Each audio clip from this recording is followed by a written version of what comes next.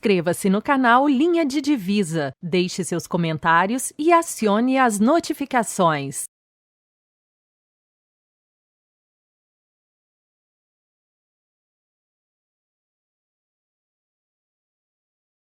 Que você falasse um pouquinho lá da tua experiência no Norte.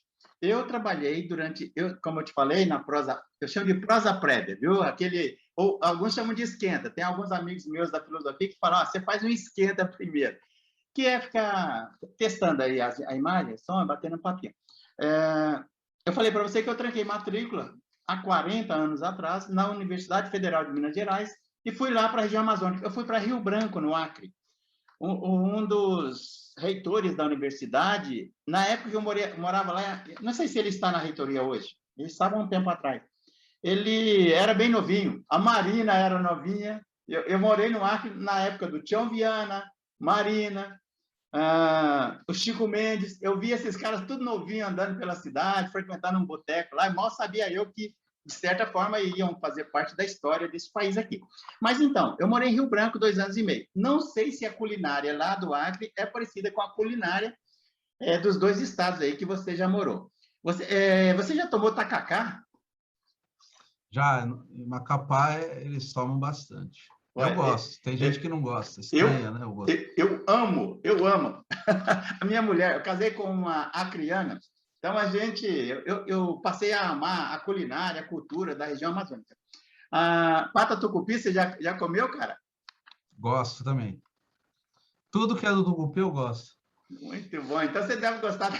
Aí você não vai, não sei se você vai confessar. Lá em Belém tem uma cachaça de jambu. Sabe aquela plantinha que começa a anestesiar a boca? Sim. Imagina você tomar... Eu trouxe. Tem aqui uma garrafa aqui dessa. Eu gosto. Você toma umas 2, 3... Além de ficar um pouquinho de fogo, começa a pinicar tudo. É diferente. Mas, Caio, eu queria falar outras coisas, cara.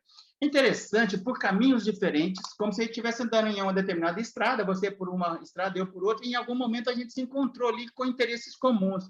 Essa tua forma estruturada de buscar o pensamento, o pessoal da filosofia de quase todos os estados do Brasil, eu acho fantástico. Eu tenho feito isso, mas de uma maneira um pouco aleatória. Como assim? Por exemplo, eu entrevisto um cara, aí eu peço para ele me indicar 5 pares da academia que ele particularmente tem um apreço ou tem uma consideração pelas pesquisas. E assim vai, cara. Virou uma espiral ascendente em progressão geométrica sem limite. Eu tenho que segurar, senão eu não consigo gravar com todo mundo. E você tem uma proposta parecida. Eu já busquei também, já entrevistei um pessoal de fora. Peço o pessoal para indicar, né? Você, quando esteve na França, foi no sanduíche? Foi? Isso. Foi no mestrado ou doutorado? Doutorado. Qual foi o objeto? Nós não vamos entrar no mérito hoje, não. Né? Assim, das suas pesquisas. Se você quiser bater papo no futuro sobre o mestrado, sobre o doutorado, vai ser um prazer enorme. Mas qual foi o objeto da tua pesquisa no mestrado? No mestrado? No mestrado, eu estudei o Michel Foucault. Eu tentei mostrar que nos escritos dele dos anos 60 tem uma teoria sobre a literatura e como que essa teoria da literatura está ligada aos demais conceitos da chamada arqueologia, né, que é o termo sobre o qual se compreende os estudos do Foucault dos anos 60. Foi um estudo sobre literatura, também li vários autores literários, né, principalmente os que ele lia também, o movimento literário francês ali dos anos 60, e aí foi isso, no mestrado. Aí você pegou e parou no meio, foi para a França e depois voltou fazendo um sanduíche. Não, o sanduíche foi no doutorado. Tá, e o doutorado, qual foi o objeto?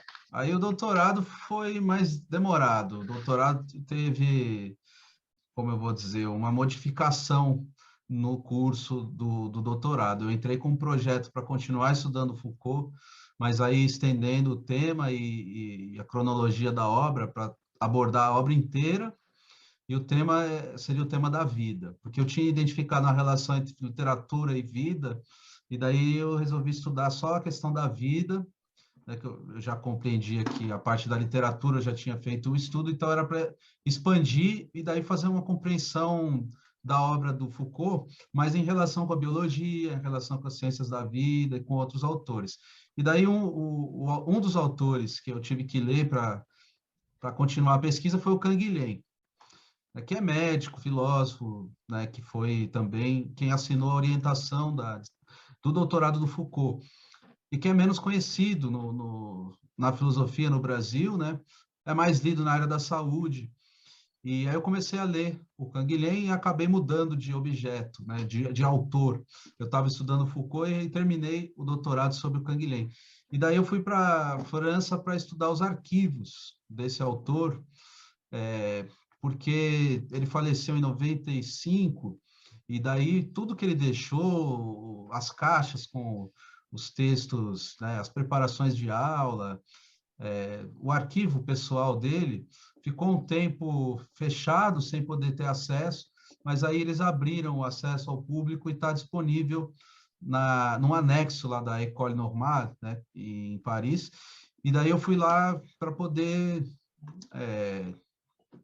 visitar o arquivo, né, e ler na fonte original alguns textos dele que não tem acesso se não for lá em loco, né? Então foi por isso que eu fui lá. E aí eu voltei com minhas anotações, fiquei mais um tempo aqui no Brasil para terminar a tese, e aí terminei a tese sobre o tema da vida na obra desse autor, a obra inteira, né, do Canguilhem. Caio, você sabe que é muito comum isso que aconteceu com você no doutorado. Eu tenho quase que, acho que, eu não me lembro, mas umas 500 entrevistas em off. O pessoal não fala muito isso no ar, né? Mas começa no anteprojeto num sentido e depois acaba mudando. Isso é muito comum. Acaba mudando pelas circunstâncias, pelas orientações do orientador, né? E acaba mudando. Isso é muito comum. Agora, tem outra coisa que acontece também que o pessoal não costuma falar. Mas eu pergunto, cara, você chegou no momento que você achou que estava na sinuca de bico e entrou meio que em desespero no doutorado? Isso é muito comum, viu? Olha, eu não sou uma pessoa de ficar assim na, na questão teórica, né? Assim, eu mudei, foi um pouco dolorosa essa mudança, né? Mas o que mais é desconfortável para mim são as condições materiais de sobrevivência do pesquisador, né? É saber se vai ter bolsa, se vai ter emprego. Isso daí é que é difícil. Agora, com relação ao tema da pesquisa, no meu caso, né, foi doloroso, mas ao mesmo tempo foi prazeroso, né? E claro que a gente tem momentos que não sabe se vai conseguir dar conta do que a gente se propôs. Parece que o tema é muito maior do que a gente é capaz de fazer, e é mesmo, né? A gente acaba defendendo muito menor, muito menos do que a gente queria, né? E isso também acontece, mas o principal para mim é a situação política, com certeza. E foi também uma das minhas motivações de criação do canal, né? Pensar, mover um pouco a comunidade de pesquisa no Brasil. Pensar que somos pertencentes a uma comunidade que sofre, né, de condições idênticas, né, que são as condições materiais. Se elas se modificarem, toda a comunidade de pesquisa no Brasil tende a desaparecer.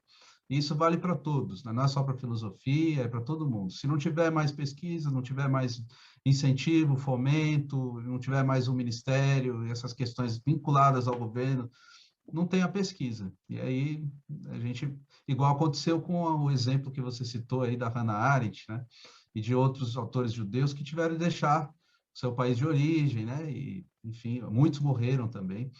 Então, é uma coisa que, isso sim, assusta, né? E a gente sabe que esse é o principal. Então, eu nunca criei também canal enfim, promover alguma coisa pessoal, ou, enfim. A ideia era realmente, e tem sido ainda, né? Realmente,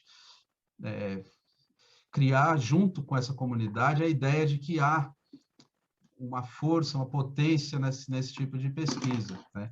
E isso tem que ser divulgado, tem que atingir primeiro o próprio público interno, né, das pessoas que estão pesquisando, porque sem elas se reconhecerem como pesquisadores pertencentes ao mesmo conjunto, a sociedade também não vai perceber isso, né? Então, primeiro, eu acho que tem que existir um fortalecimento, né, do sentimento de que há uma comunidade de pesquisa no Brasil e que ela é importante, que ela se reconhece como tal, né? E depois, é a mesma coisa com as outras ciências, né? E fora do Brasil também.